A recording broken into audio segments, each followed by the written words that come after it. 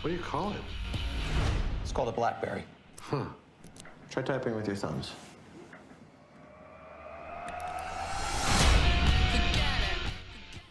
Well, historically, August is a slow month for movies, but there is plenty to see. You just have to know where to look. We have film critic Brian Eggert here from Deep Focus Review with 3 options for you. Welcome. Thanks for being here. Thanks for having me back. So let's start with the futuristic alien flick Landscape with Invisible Hand. Let's take a look. They don't have love in their culture. They find romantic stuff super exotic and interesting. They pay and they watch you go on dates.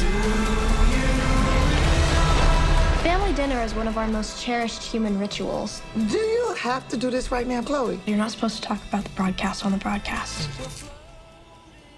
All right, what are your thoughts on this one? So this is kind of a sci-fi satire setup. Okay.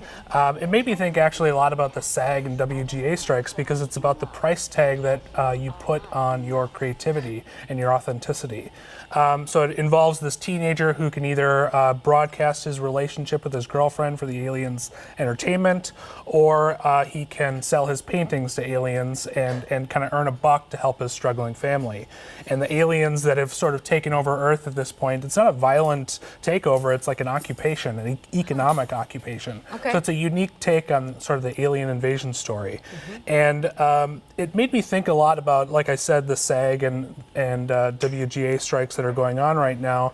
And it involves really questions about social hierarchies and economic hierarchies and transactional relationships, and but it's also incredibly funny. It's the degree that people will go to earn a buck in this movie reaches absurd levels. So you're constantly laughing, but it's also, it's an R-rated movie. It's a little dark at times too. It's dealing with some heavy issues, and for all those reasons, I really liked it. It reminded me a lot of 1950s science fiction stories, sort of like The Day the Earth Stood Still or Invasion of the Body Snatchers, where you're using aliens as kind of a metaphor for a larger social issue. Sure. So for that reason, I really liked it. Okay, so you'd recommend this one? Yeah, I gave it Okay. 3.5 stars out of 4 on my scale. Okay, so pretty good. Yeah. Yeah, all right. Let's talk a little bit too about something a little scarier Yeah. for the horror fans. Talk to Me. Here's a short clip. Where'd you get it from anyway? Apparently it was the hand of someone that could connect with the dead. I heard it was the hand of a Satanist. And the other hand's just out there.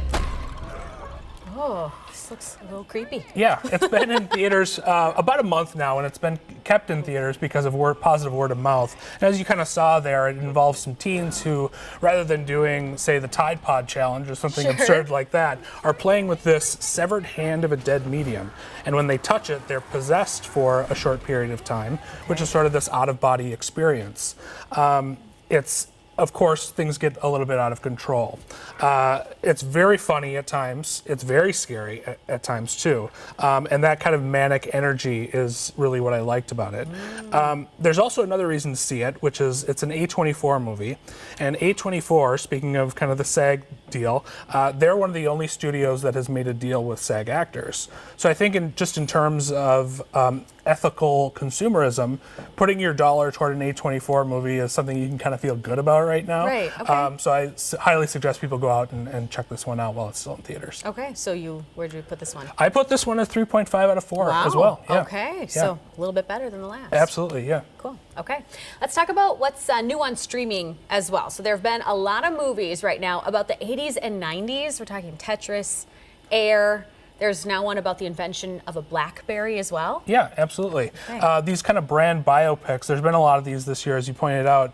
This one is the best of them, I think. It's got really a dramatic arc that is more potent than the others. At its height, BlackBerry was the top smartphone, Of course. and everybody had one. And then a couple of years later, when the iPhone came out, it was gone.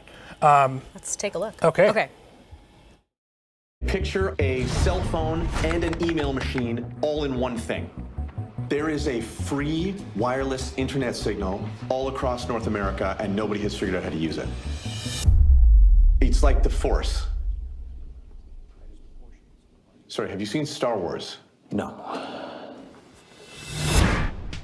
That looks good. Yeah, you've got Jay Baruchel and Matt Johnson, the director, as kind of these goofballs who are spend their days watching sci-fi movies and talking Star Trek and playing video games in their office instead of really getting anywhere.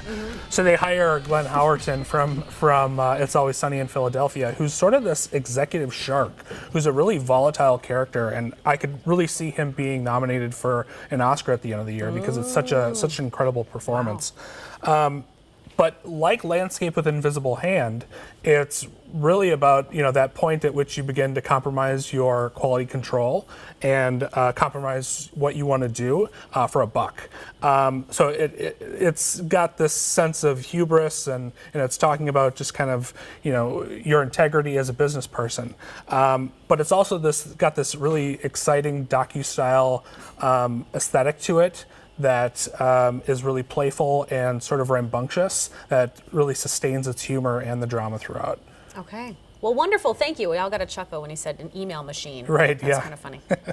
Well, all of Brian's suggestions and past reviews are on his website, which is Deep Focus Review. And we've got a link on our website at carol11.com. Thank you so much for being here. Thanks for having me. We'll be right